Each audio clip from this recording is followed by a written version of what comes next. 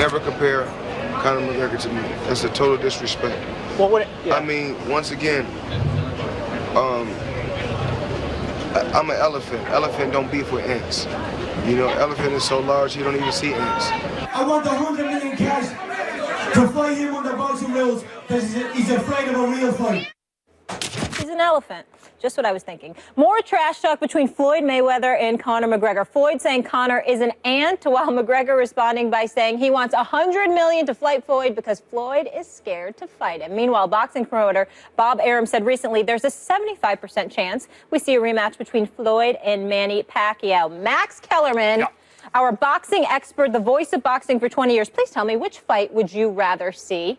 McGregor versus Mayweather or Mayweather-Pacquiao rematch? This, again, is a dilemma. Two bad options. No! At least that's what my mouth says. Options. My mouth says two bad options, and I would like to stump for that, but the reality is my wallet would say, if I were a fan and not in the industry, that if either event were to take place, of course, I would buy it. And that's why the economics drive it, and people's wallets really speak louder than their mouths. At least Pacquiao has a chance to win.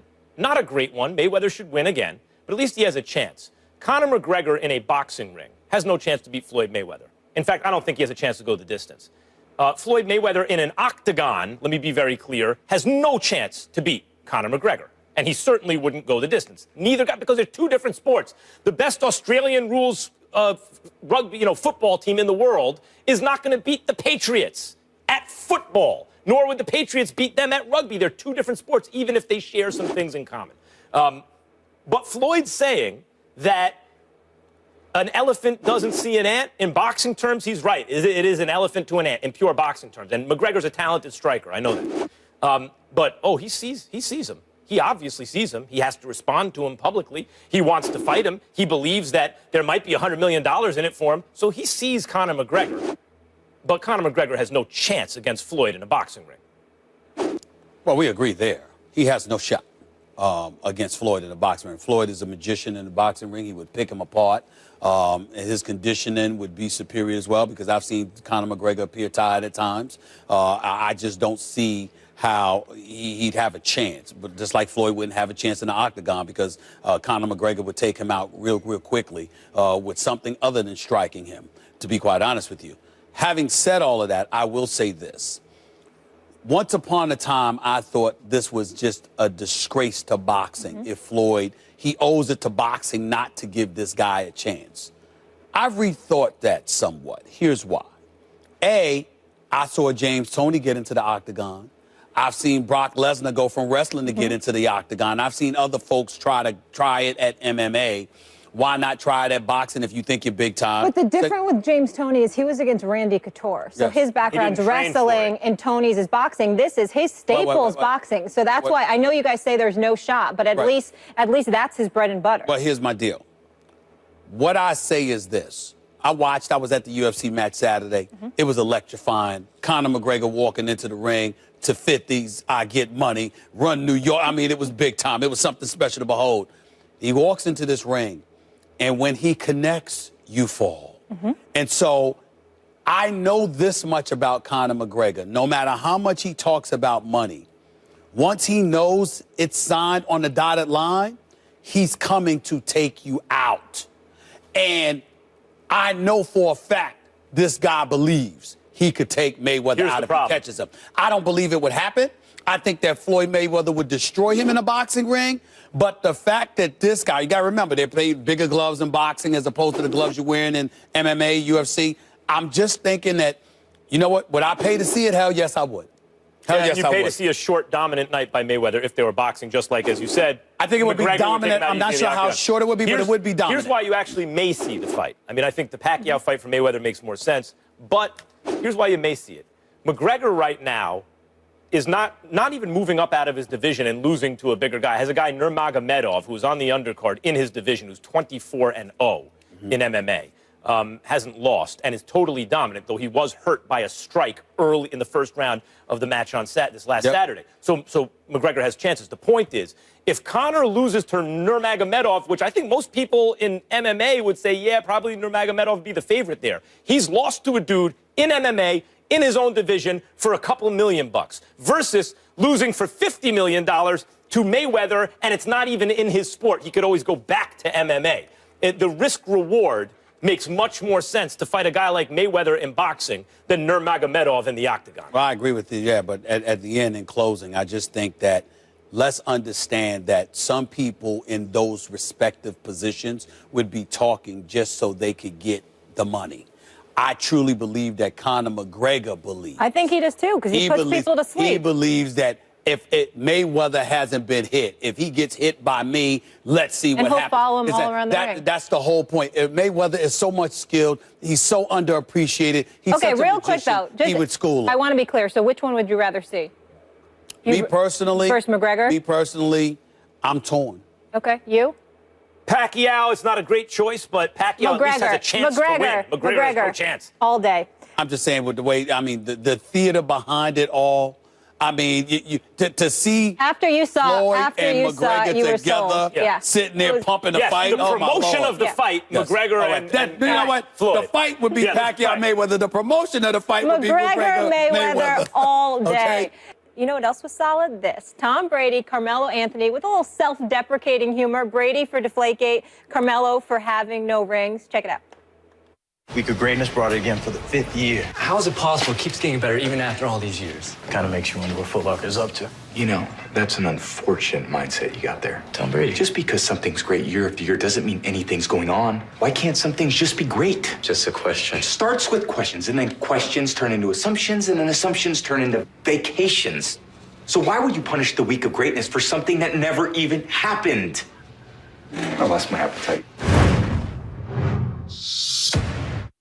Foot Locker. Nice. Mello? Yeah, the Week of Greatness is back for year 5. You been? Not yet, but I'm planning on it. You don't sound too urgent. The window for greatness closes fast. I've experienced my fair share of greatness. I mean, you're definitely really good, but greatness? I'm a 9-time All-Star. That's more of a popularity contest. I won a national championship in college. Come on, man, that doesn't really count. I have 3 gold medals. Against, like, Peru. You guys spend a lot of time commenting on the internet? Yeah. That's what I thought. Against, like, Peru. I like both of those. I want to start with you, Stephen A. Which one did you like more? Obviously, I liked Brady more. I liked Brady more because Why, obviously? Well, I thought he did. First of all, I thought he did a great job. Okay. You know, showed some personality. Not only that, he was swearing up and down that basically it never happened. I should not have been suspended. Unfortunate mindset. I think he's sending that kind of message. It should have never happened. So I like that. And again, I mean, it wasn't Peyton Manning, but it was impressive enough. But the reason why I like Brady more, unfortunately, is because I didn't like the Carmelo commercial at all. I thought it was a good commercial. I thought it was a good job. Oh, is this because of the Knicks? Well, is this because this is personal? Come on. Well, first of all, it's personal for me because I got a lot of love. I got him. I got a lot of love for Carmelo Anthony. I really, really do. I mean, I'm dead serious. I'm not joking. I got a lot of love for Carmelo Anthony. I've known him for 13 years, at least. And he's never been in a conference finals. But one time with Denver, he's never been to an NBA finals. And I don't want to see no damn commercials about the Olympics. I don't want to see no damn commercial about the national feelings behind this championship. commercial. Look at you. I am. You're getting all sensitive. I didn't know you were all worked Y'all want to up. answer the question Tony for me? Romo. I'll shut up. I'll shut up. Y'all want to answer the question You for are me? wrong. You've been wrong on every one today. Sometimes we actually agree how on some sensitive segments. you just got. Look, Go ahead, man. First of all, let me give you the review. Go ahead, take it away. Take it away. Number one, those were very well-written commercials. Okay. They were poorly executed. Come on. Sorry, they were written well, but ultimately you're not laughing at them. And if they were executed correctly, you'd actually laugh out loud. No, don't tell me that. Anyway, that's number one. Number two, Brady was the better performer. He performed his role better than Carmelo, who looked stiffer and less natural. However, Carmelo had the better commercial. Why? Because the conceit of Brady's commercial is, as you said, that he didn't do it. That's not as funny. That's not really poking fun at yourself. The conceit of Carmelo's commercial is that he hasn't been in a conference finals, that he hasn't won any championships, that the fans really are saying about him, maybe you're not great. And now he's going back at them saying, get a life, but it's going right to the heart of the issue, whereas Brady's is skirting the issue. It's not like the guys come into the diner talking about, yo, Brady deflated those footballs. They come in talking about something else, and Brady's obsessed with proving his innocence. That's presuming he's innocent. Carmelo is coming in with the assumption that the reality is people are questioning his greatness. That took more guts to make that commercial, and it's a better written commercial. Even though Brady performed his better, yes, Carmelo's a better commercial. Y'all want to answer the question for me? That's the answer. No. I'm not playing. I'm pretty ticked off.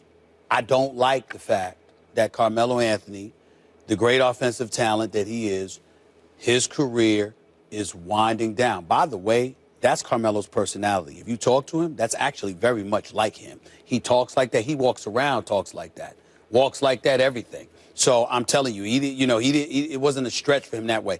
I am looking at a guy that is one of the great offensive talents we have ever seen in the NBA that has never played in an NBA Finals. And Foot Locker and them can make all the damn commercials about it, and I'm quite sure everybody gonna have a good time with it. But you ain't no Knicks fan. Not if you got a problem. Not if you laughing about that. Because if you a Knicks fan, I promise you, if you polled Knicks fans, we ain't gonna like that commercial.